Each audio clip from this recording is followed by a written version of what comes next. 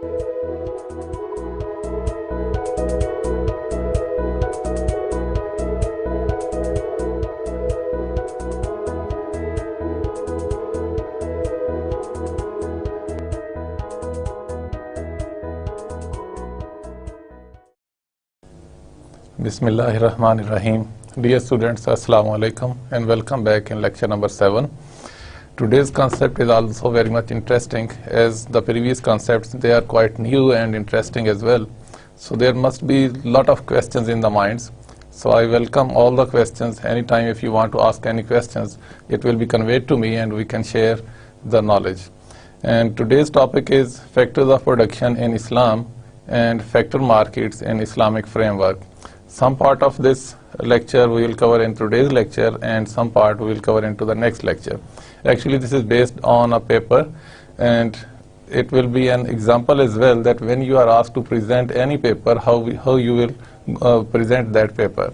And the concept of factor markets or factors of production in Islamic economic system is described very well in this paper, so I selected this paper for this lecture. Let's have a look about our previous lecture. We studied the concept of money and how it evolved, and we watched an animated documentary as well. And there were so many interesting concepts, that how the money was created in the beginning and how these paper notes, they became popular, and how the banking system evolved and how the system is exploiting the people. And in that documentary, you saw the concepts of credit creation, inflation, and unjust appropriation of wealth, and deposit multiplication. These concepts have been discussed in detail, and a lot of quotations were displayed there in that documentary from different scholars, from politicians, and they were all describing the ills of the system at the moment. So the system, which has its inherent problems, there are problems by default. For example, as I told you earlier in previous lecture, that a deposit of 1 million, how it is multiplied many times. And if there is no regulation from the government that there must be some reserve ratio like 10%, 20%, 30%. So if there is no reserve ratio, then the deposit will grow infinitely. But if we put a limit that the reserve ratio would be 10% or 20%, we saw an example of reserve ratio with 10%. So with 10%, a deposit of 100,000 will grow 10 times and it will become a 1 million.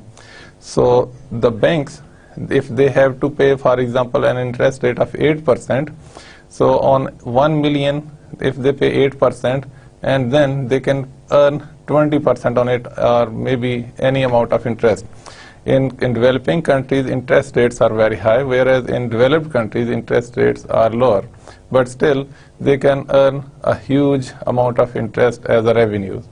So there is a principal amount, plus there are interest incomes for the banks. So the principal amount is same in the economy, but when they receive it back from the loans, so they receive the principal plus interest. So that interest money has to be created. And then at the same time, when the deposits are multiplied, and then the potential of one customer having 100,000 rupees in the deposit is multiplied to 10 times, and that potential to purchase by the 10 people, it requires printing of more and more money.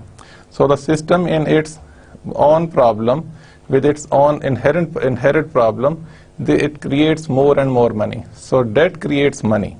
So that is the concept. And debt, money as debt, we saw in the documentary. And in today's lecture, the learning outcomes are, after this lecture, you should be able to understand what are the factors of production in conventional system. And normally, as we know, the factors of production, they are land, labor, capital, and entrepreneur, what we have studied in our conventional system.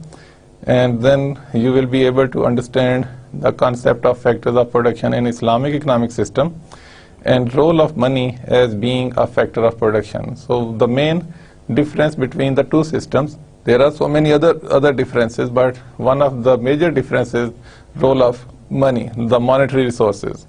In conventional economic system, monetary resources are considered to be part of capital, whereas in Islam, monetary resources, they can become capital, but they are not in itself are capital. They are only piece of paper, but when they are converted into some consumable or in any other form of input for the production process, then they become capital. And there is major difference about the renting or investing of these monetary resources, and we will see in the lecture how it goes. As I told you earlier, that today's topic is the factors of production in Islamic economic framework. So before we go to the topic, let's understand what are the factors of production in the conventional economic system. So the factors of production, actually they are the inputs that provide a productive service in a production process. So in a production process, every input that is used for the process, we call it a factor of production. And then conventional economic theory suggests 4 factors of production: land, labor, capital, and entrepreneur. So as you can see, land covers everything which we can get out of land, anything on the surface of the earth and anything under the surface of the earth. So, and the earth's surface itself as well, we can rent it out, and land provides us so many things from under the surface and over the surface, and anything we extract from the land will be a factor of production under the label of land. And then the labor. The individuals in the society, they perform the jobs of labor, and in return they earn their wages. And it is one of the main ingredient of the production process. All the raw materials, mostly they come from the land, and all the labor work, it comes from the individuals, from the people in the economy. And the capital under the conventional economic system, mostly it is the cash. And there are some physical capital, but under the conventional economic system, the major portion or the major item under the heading of capital is the cash or the monetary resources. And then the manager who manages all these resources is known as entrepreneur. But the exact definition of an entrepreneur is the person who manages all these resources in an innovative way, such that the person can become a successful business person.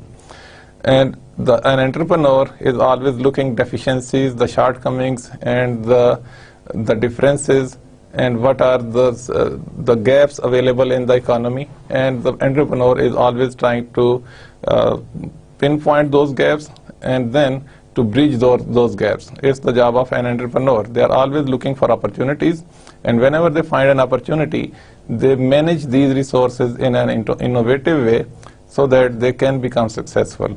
So these factors of production, they are owned by certain people and they earn their own reward. For example, land is owned by landlord, and sometimes land is collectively owned by the nation, by the people of the country. When it is not in the name of a particular person, then it's in the name of the state, within the borders of the state. And the reward for land is rent. If you rent out your piece of land, the reward you earn is the rent for that piece of land. And nature of the factor is that all natural resources, as I explained earlier, all the natural resources, they come out of land, and they are known as factor of production that come out of this particular factor of production. And the labor, the owner of the factor is the laborer, the person who performs this job, and the reward is wage. And this is a human factor. Because as it is clear, the labor is performed by the human, and that's why it's a human factor. And most of the countries in the developing world, they have human capital with them, and they export that human capital also, and they earn a lot of remittances against their export of human capital. Whereas the developed countries, they are the biggest importers of the human capital, because most of the high-tech industry they have in their countries, so they need labor, and they import labor from other countries. So the developing countries, they provide human capital to the developed nations as well. And the capital, the owner of capital is the money lender under the conventional thinking, and then the reward is interest. And these are the man-made factors like the currency notes, and it may be capital also includes the machinery, plant, and anything which has been manufactured or prepared by the human factor. And then the enterprise. Enterprise is the business entity itself, and the owner of an enterprise is the entrepreneur if it is a small business, and if it is a big business, a corporation, the shareholders, they are the owners of the enterprise. And then the reward is profit. And on the other hand, the reward can be loss as well. And these are also man-made factors. So the job of entrepreneur is to manage all these resources. So in a conventional economic system, the cycle of factors of production in the society, it goes like that. The households, it starts from the household, and they have labor, land, capital, and entrepreneur. All these entrepreneurial abilities, they are the owners are the household. So the households, they sell the factors of production and they buy products of their work. So these factors of production, when they are put in a process, they produce something, and again the households themselves, they purchase it. And it goes like that. These factors of production go to the factor market. Households sell their factors of production in the factor market, and in reward they earn money, income, wages, rent, interest, and profit, whatever is the reward of all these factors of production. It comes back to the household. And then these factors of production, they go to the businesses. Businesses, they buy these factors of production and they pay a cost for purchasing these factors of production. And that cost actually is the income of the household. So then the businesses, they use these factors of production and they prepare goods and services, and they supply these goods and services to the product market. And they sell their products in the market, and in reward they earn revenues, and based upon their revenues and cost, they earn profit.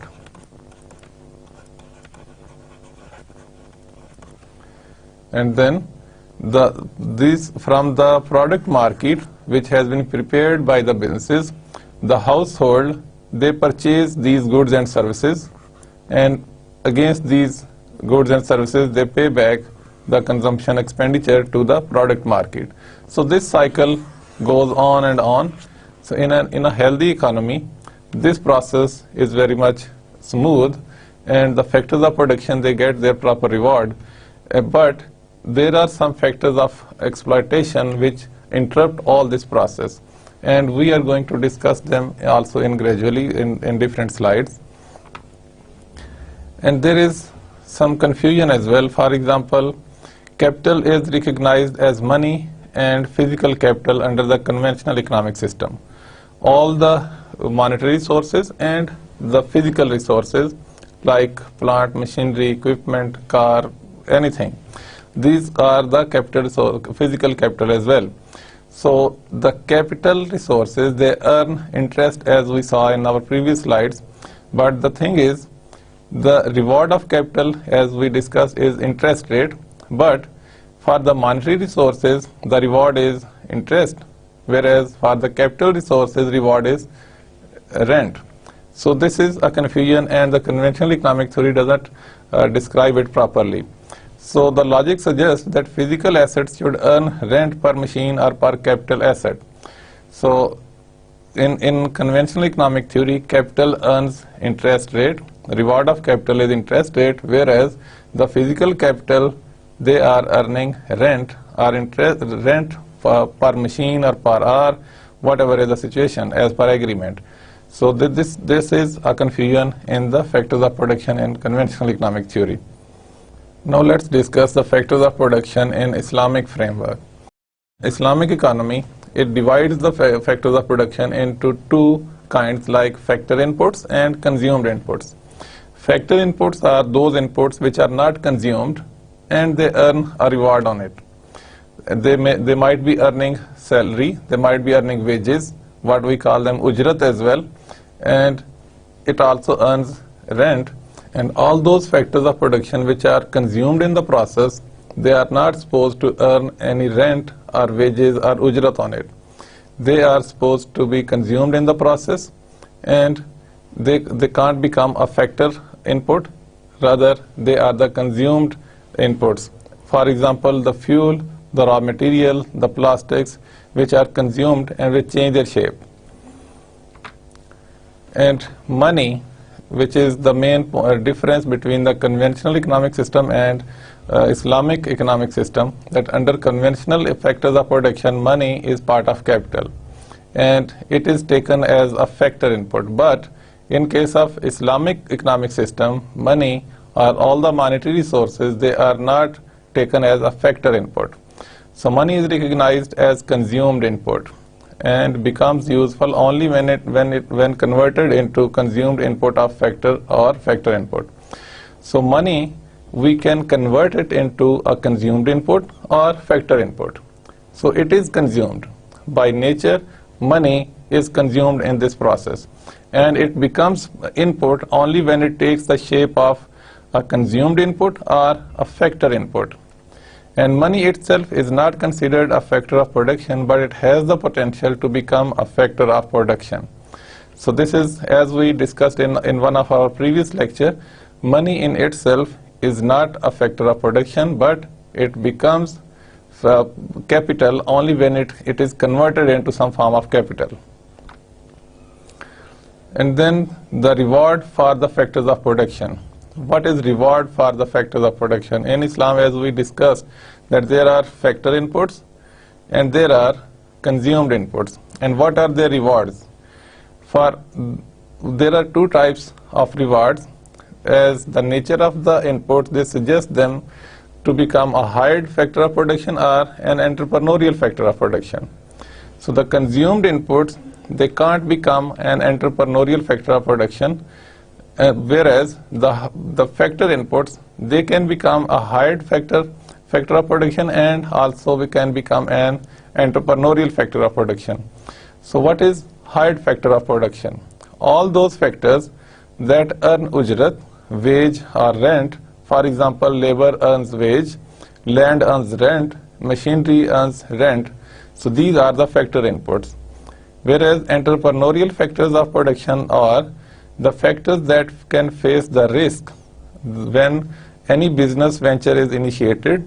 The factors who are facing risk, for example, the entrepreneur, the machinery, any physical capital which is facing the risk of getting some profits or suffering some losses. So those factors, they can become an entrepreneurial factor of production, and the reward for entrepreneurial factors of production is the profit.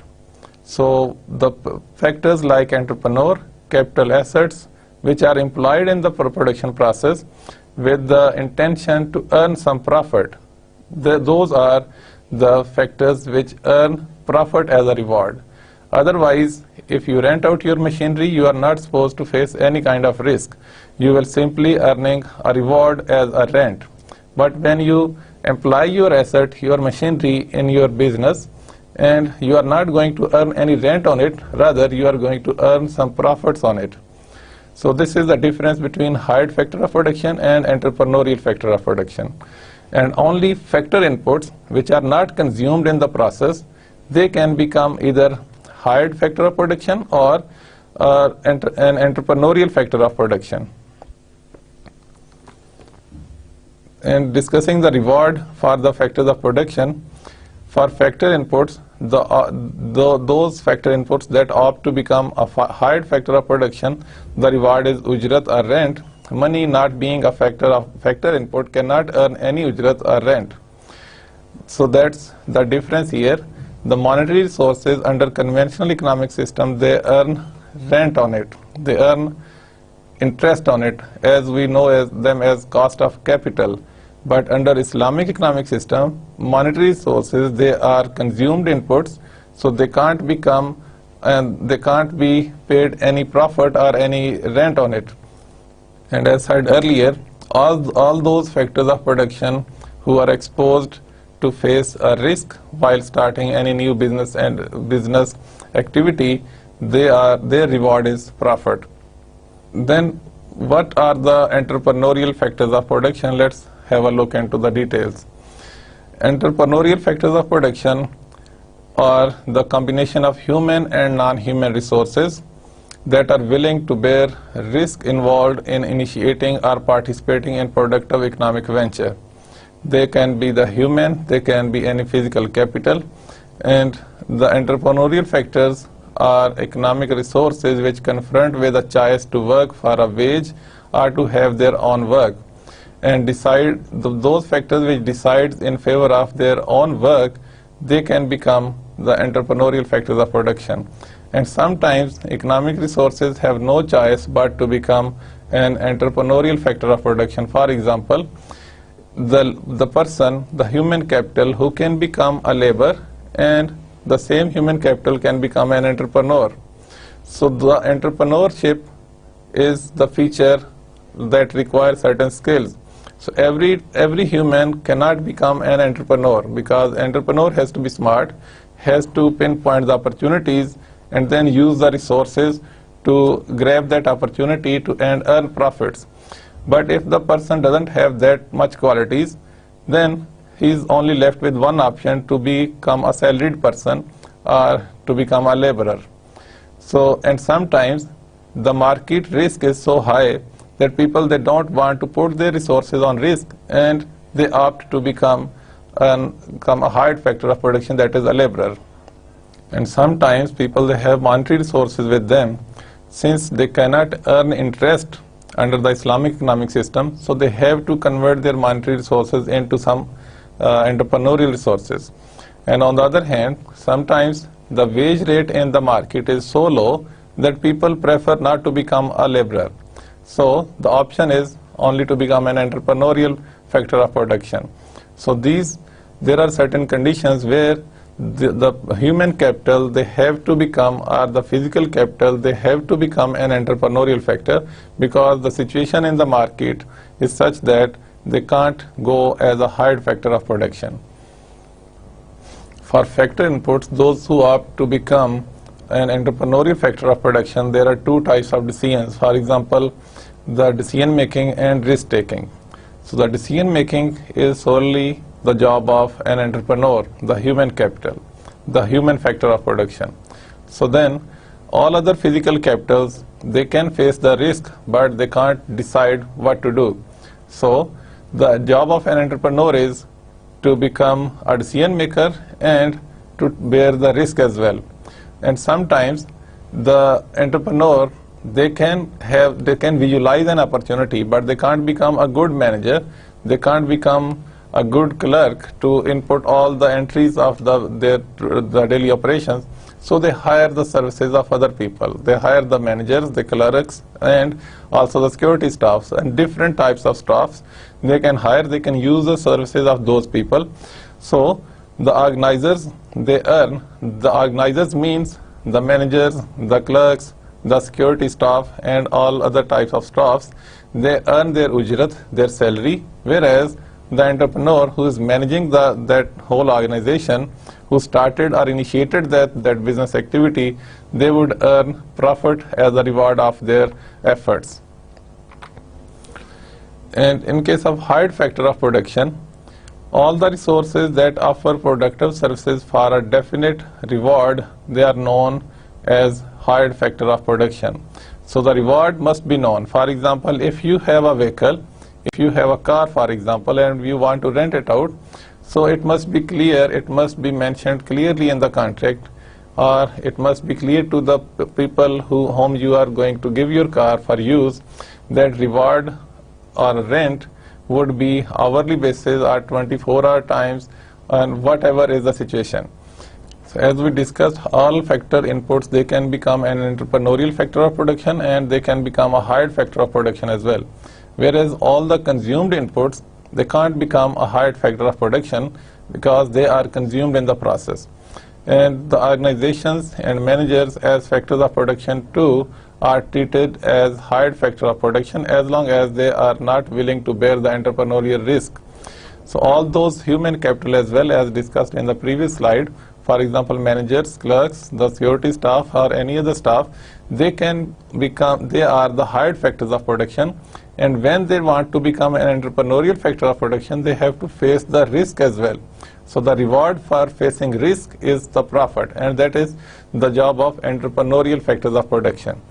And hired factors of production are employed by the entrepreneurial factors of production. So if the factors of production, they opt to become an entrepreneurial factors of production, so there will be more job opportunities in the economy. And if the factors of production, they opt to become hired factors of production, there will be higher risk in the market. It means the factors of production, they opt not to take risk, rather they opt to become a hired factor of production. So there are less job opportunities, and the economies which promote entrepreneurial factors of production, there the unemployment rate is reduced and the job opportunities are increased and created more and more. So while discussing hired factors of production, what they can be? Hired factors of production, they include land, labor, physical capital goods, and human capital. So almost all of the factors, all of the factor inputs, they can become a hired factor of production. And hired factors of production are derived from the same resources which can offer themselves as entrepreneurial factors of production. So this point is coming repeatedly, that all those factor inputs, those who opt to become an entrepreneurial factor of production, they come also out of the factor inputs, and those who want to become a hired factor of production, they also become out of the factor inputs. And the supply and demand for hired factors of production thus competes with the supply and demand of entrepreneurial factors of production. Since the entrepreneurial factors and hired factors, they both have to come out of the factor inputs, so there is a competition between the hired factors of production and entrepreneurial factors of production. If the majority of the factors, they opt to become entrepreneurial factors of production, it means hired factors of production will be lesser in the market. So it means there will be more job, there will be more demand for the people, and the wage rates will be higher and the rent will be higher. So but if the hired factors of production are in abundant and entrepreneurial factors of production, they are lesser in the economy, it means there will be low wage rates and there will be low rent rates, and there will be less jobs available in the economy. And all these resources have to make a choice whether to opt in favor of becoming an hired factor of production or an entrepreneurial factor of production. So the institutional framework in Islamic economic system. So we are not going to discuss all aspects, but particular aspects which are dealing with the factors of production. For example, the commodity market, the factor markets for hired factors of production, and institution of participation, and institution of social insurance. So these are the institutional framework in Islamic economic system which handle the factors of production in Islamic economy. First of all, the commodity markets. Islam rates trading activities very high, and the institution of commodity market is one of the most important institutions in Islam. At many times in Quran, Allah says that instead of receiving interest or involving yourself in interest, do trade. And also, instead of targeting others' property illegally, do trade. So Islam always encourages trade and rates the trading activities very high. And also in one of hadith, it has been said, which means something like that 90% of the share of income is in the trading activities, in the business, and only 10% of the share is in the other activities, in the service sector. And Islamic laws regulate the commodity market operations and ensure the free market system with restrictions on the bad practices and misallocation of the resources. Islam, like capitalism, doesn't put any restrictions on the free market, but there are some moral values. For example, monopoly is not allowed. Prophet ﷺ said that whoever monopolizes is a sinful. So this act is never encouraged under Islamic economic system. And also misallocation of the resources. So as at the cost of the necessities of life of a segment of the society, if one segment of the society, because they are wealthy, they grab all those inputs or all those opportunities, so nothing is left for that particular society. The segment of the society, if deprived out of the necessities of life, then it is not allowed in Islam. So there must be some balance in the economy, in the market. And then the second framework is the factor markets for hired factors of production. Only those goods or resources can be rented or hired which are not consumed while they are used. So this is one of the principles, that only those factors of production can be hired which are not consumed in the process. So renting or hire is the sale or purchase of benefits or services of physical assets or resources, including human resources. So when a person is providing some services, actually the person is selling his or her services. So as a reward, the person is getting some ujrat or a wage. And the same way, if the physical capital like a machinery or a car, a truck, any plant is hired, it is providing some productive service, and that's why it is earning some income against that productive service. And then the assets or resources that generate benefits is in the form of real goods, like trees giving fruits or animals giving milk, cannot be rented for such benefits. So another restriction or distinction is that all those resources which produce instead of services, they generate benefits in the real form. For example, the trees which are giving fruits, the animal giving milk, these things cannot be rented out. And financial resources cannot be rented because they cannot generate any service without being consumed. So the financial resources or the monetary resources, they cannot be rented out because you have to consume them, and you have to convert them either into some factor inputs or into some consumed inputs. So the monetary resources, naturally they don't qualify for the factor inputs or consumed inputs, so they have to be converted into some form of factor of production, so that they also cannot be rented out. So this eliminates the institution of earning interest against your deposits. And then there is a controversial concept about the renting of land. So there are some opinions about renting of land for agriculture purpose. There are conflicting opinions.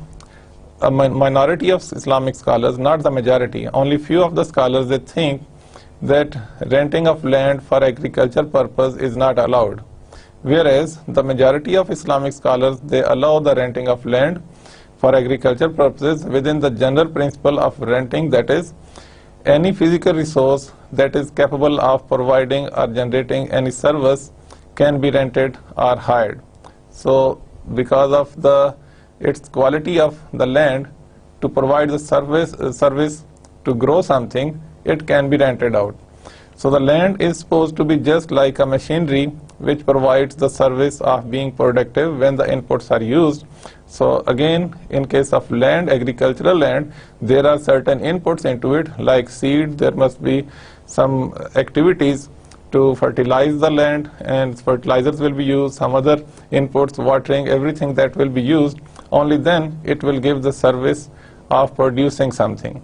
So it qualifies for renting out. And under the same heading of factor markets for hired factors of production, rented goods should generate permitted economic benefits which are known and certain, otherwise the goods cannot be rented out.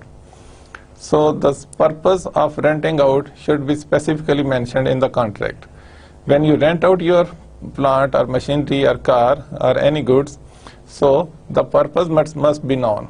If that goods or the plant or machinery are used for any other purpose, then it is not allowed. And those goods which are prohibited to rent or generate prohibited services cannot be rented as well. And any goods which can be used to produce something illegal, something immoral, which is not good for the society, for the individuals, those goods cannot be rented as well.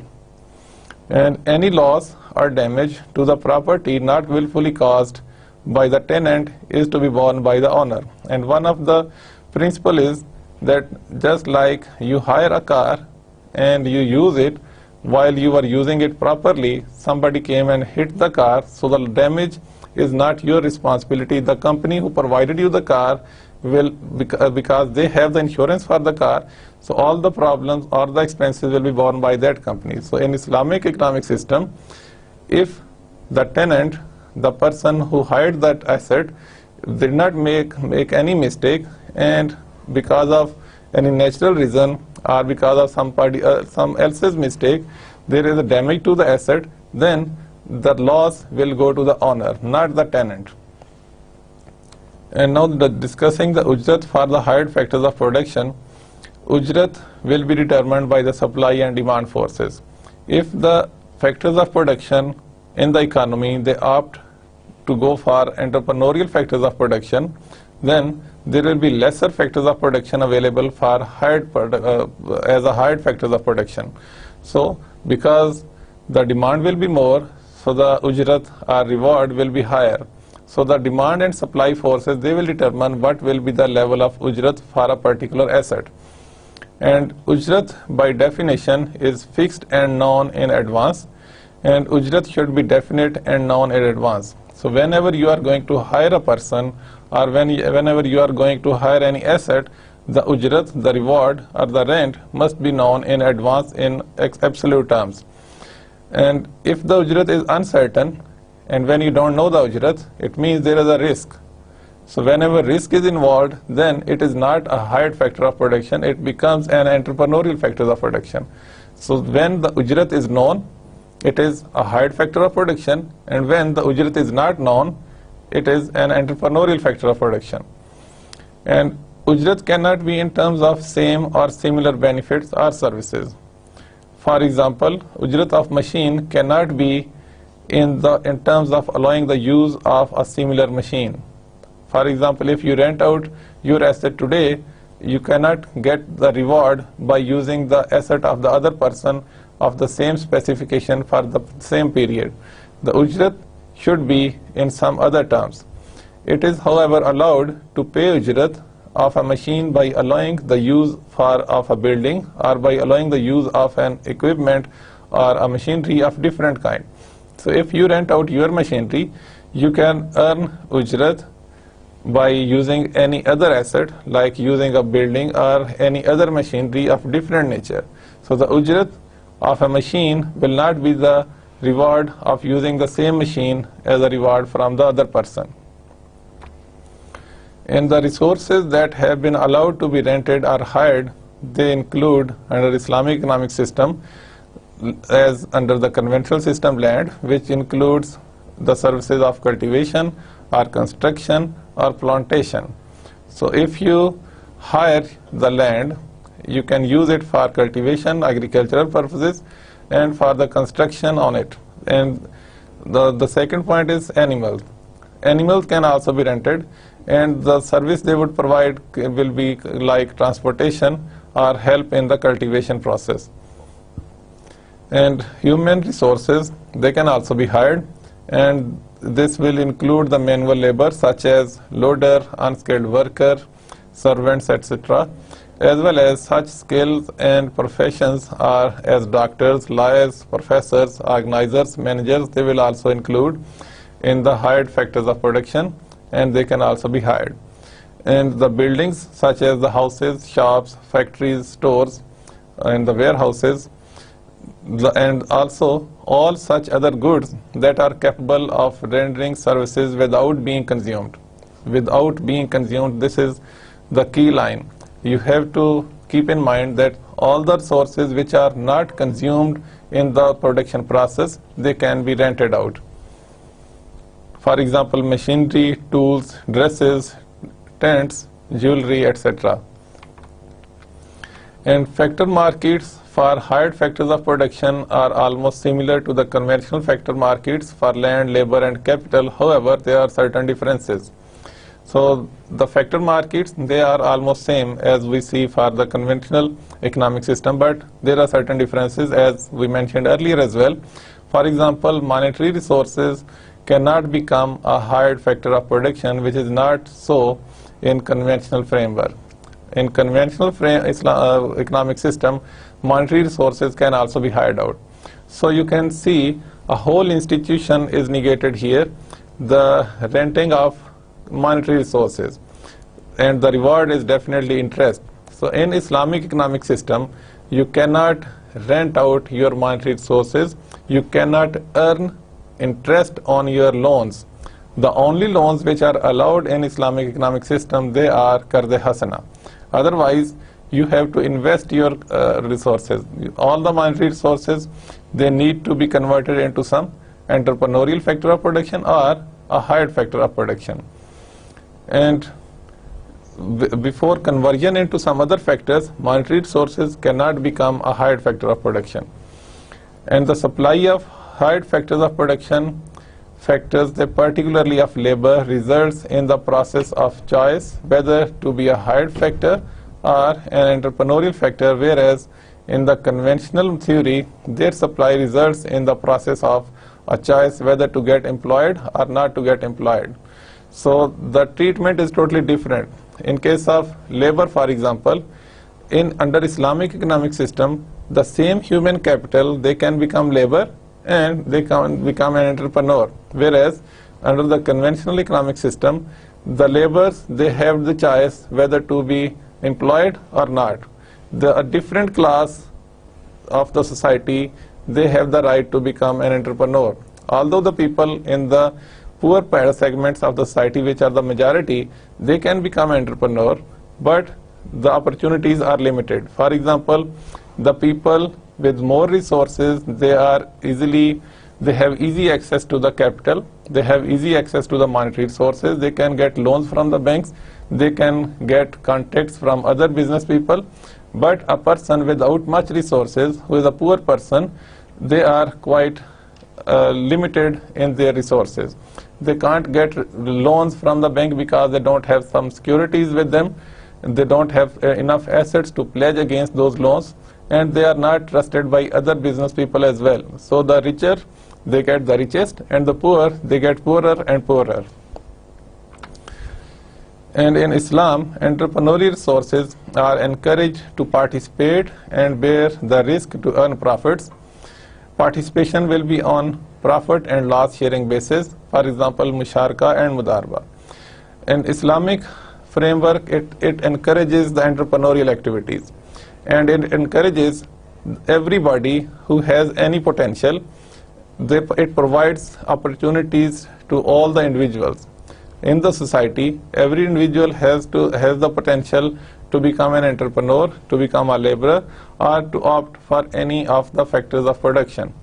So the venues which are available for the participation, they are musharaka, it's a partnership, regular partnership, and mudarba. Mudarba is also kind of partnership. We will be studying them in our coming lectures, but I will tell you briefly.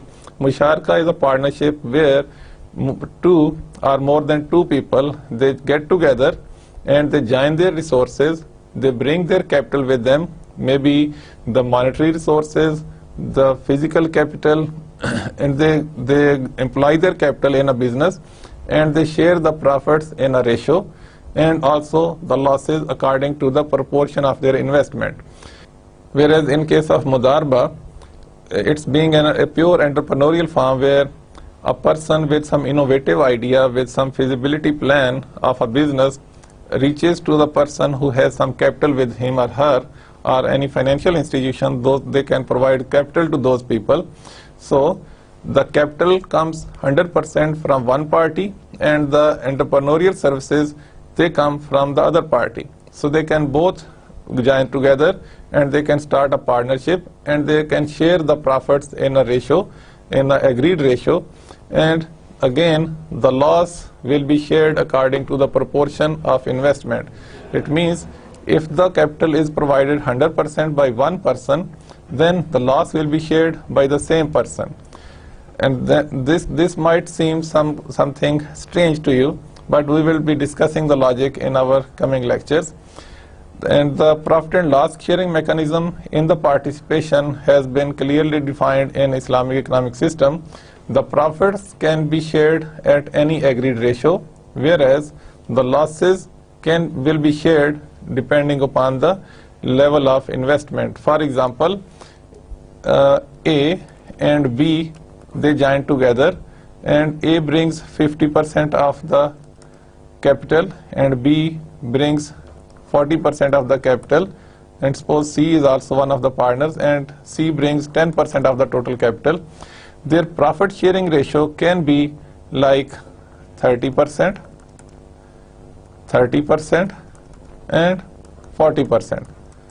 It seems little strange, but the fact is, depending upon the involvement of the individuals, of the partners in the business activity, will determine the share of the profit of these individuals. For example, in this example, C has lesser share in the total capital, but maybe C is providing more of the business activities, more of the services, whereas B has 40% of the capital and earns 30%.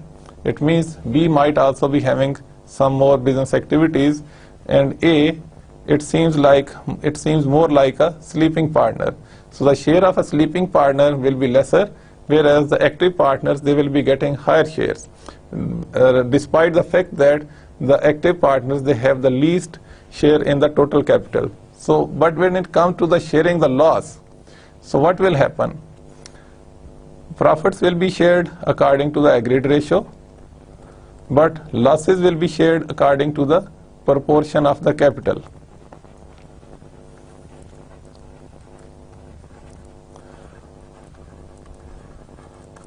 So you see here, the profit is according to the agreement.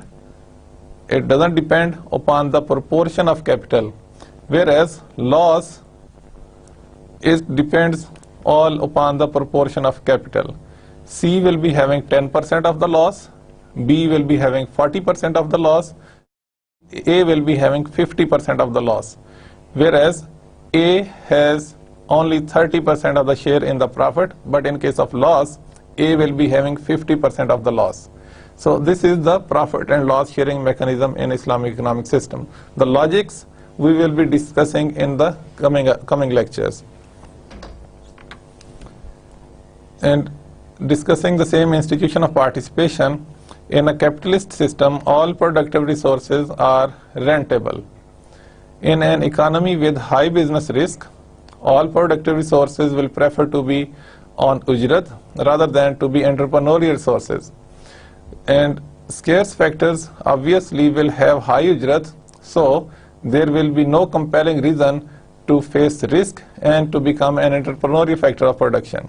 So in a capitalistic system, when the productive resources, they can be rented out and the risk in the market is higher, so the factors, they will not prefer to become an entrepreneurial factor, rather they will become a hired factor of production. And at the same time, when the ujrat or the rent is very high, then there is no compelling reason for the factors to become an entrepreneurial factor. They can earn very high reward or high ujrat from the economy, so the entrepreneurial factors will be limited in the economy. So when the entrepreneurial activities are limited in the economy, there will be lesser jobs for the unemployed people in the economy. And in the labor abundant developing countries, wage rates are so low that people prefer to sit idle.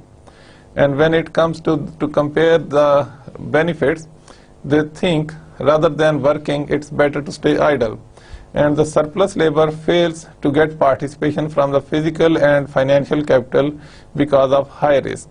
Since the risk is very high and the labor, they don't opt to become an entrepreneurial factor, and at the same time because of the abundance of the labor in the market, wage rates are very low, and a portion of the laborers, they opt to become an idle person rather than getting involved into any business activity or to earn any wage on it.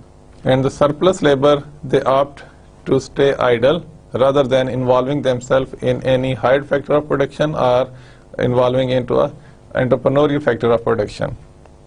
Whereas Islamic economic system, it encourages participation and it encourages the factors of production to become an entrepreneurial factor of production because of different obligatory reasons. For example, the monetary resources are prohibited to earn rent. So monetary resources, they can't become deposits and they cannot earn interest against those deposits. So monetary resources has to be invested. So monetary resources must be converted into some other factor of production like factor input and or a consumed factor input. So the consumed inputs, they will be used in the business, and factor inputs, they will also be used in the business. So they have the opportunities to become entrepreneurial factors of production or a hired factor of production. So monetary resources will not stay idle, they will be used into some business activity. And on the other hand, the obligatory taxes like zakat, it will also make sure the monetary resources will not stay idle. If the monetary resources, they are in the deposits or in the accounts or in the lockers, every year it will be diminished by 2.5%. So instead of eliminating it or diminishing it, the owners of the monetary resources will prefer to earn at least 2.5% and they will use them into some productive activity. So Islam encourages the institution of participation. So when the people, they will bring their monetary resources into the economy, definitely they will join hands with different other resources and it will encourage the participation of different factors of production, and the institutions of musharaka, mudarba, they will also emerge in the society and in the economy such that there are more and more jobs available for the laborers and the economy would improve and there will be real value addition into the economy. So while comparing it with the capitalistic system, the monetary resources, they earn interest. Their reward is interest while they are put in some deposits. So when the interest rates are higher, these resources will sit in the deposits, they will earn only interest rate. Whereas in capitalistic systems, the monetary resources are available on interest, as I told you earlier. So, but these availability of the resources, when even it goes to the deposits of the banks, the availability of these resources to the entrepreneurs is subject to the credibility. So the credibility rating is obvious. The people who are wealthy, their rating is better than the people who are poor. And if the people who don't have any asset to pledge against the loans, against the availability of these monetary resources, so naturally, so the flow of these monetary resources naturally will be towards the people who have wealth or the businesses who have credibility with them.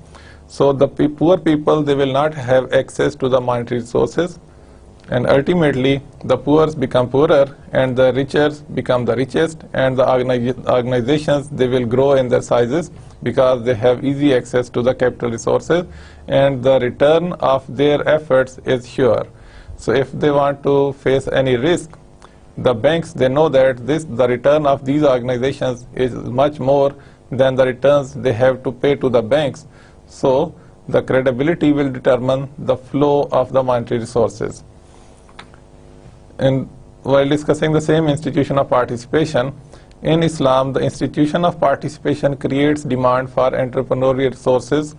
There are different reasons. For example, by creating new entrepreneurs to come into the market to avail entrepreneurial opportunities. So because the monetary resources cannot be rented out and they have to be put into some business activities, so it will encourage more and more entrepreneurial activities. And the participation will create demand for entrepreneurial resources by promoting participation of scarce resources with abundant resources, hence causing abundant entrepreneurial resources to come into the market as entrepreneurial factor of production.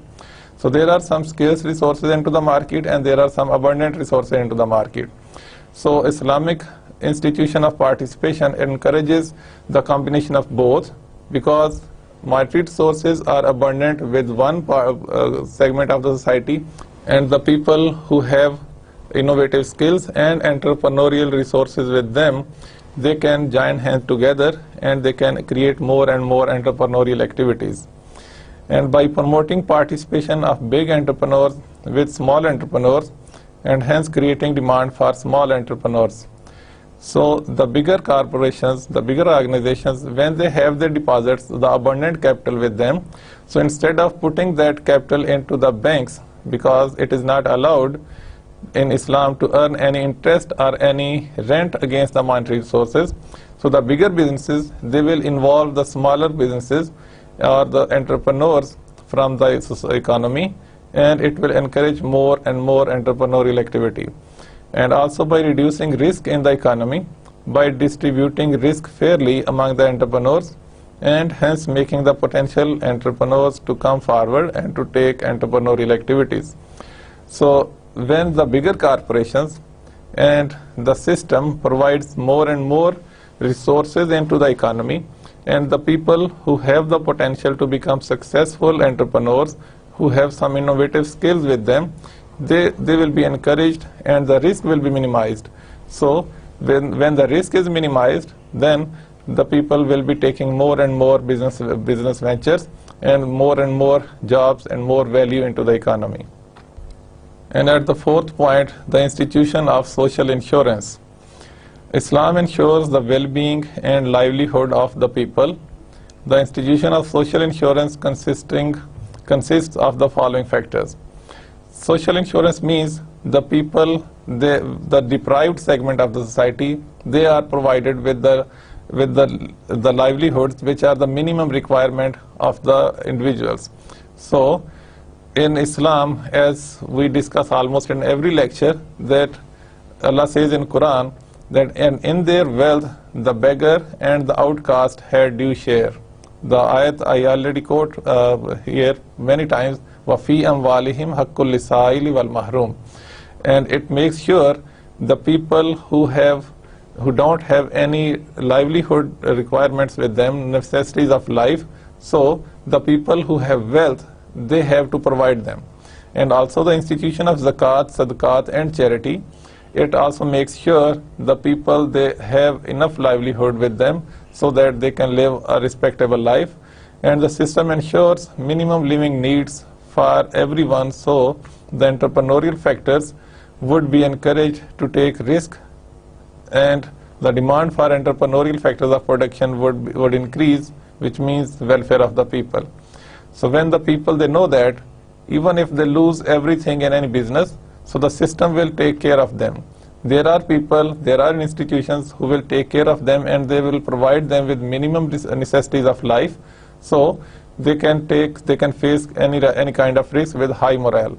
So when there are more entrepreneurial activities, there is more demand for entrepreneurial factors of production into the economy. It means welfare of the society and welfare in the economy. So this was our today's lecture, and in this lecture we discussed the concepts of factors of production under conventional economic system, and also we compared it and we discussed the factors of production under Islamic economic system. And the nature of factors of production, it differs from the nature under the conventional economic system, because we divide the factors of production in the factor inputs and consumed inputs. And the difference comes with a lot of differences are there, but the major difference regarding the monetary resources is that under Islamic economic system, monetary resources cannot be rented out. They have to be converted into factor input or consumed input. So if they are converted into factor inputs, they can become a hired factor of production, they can earn rent, and they can face risk, and they can become entrepreneurial factor of production. Whereas consumed inputs, they cannot become a hired factor of production, since monetary resources, they are the consumed inputs and they cannot be rented out. So these are the few differences, and also we discussed the framework under Islamic economic system with different institutions like institution of participation, institution of factor markets, and institution of social insurance, etc. And that's all about today's lecture. Inshallah, see you in next lecture. Till then, Assalamu alaikum.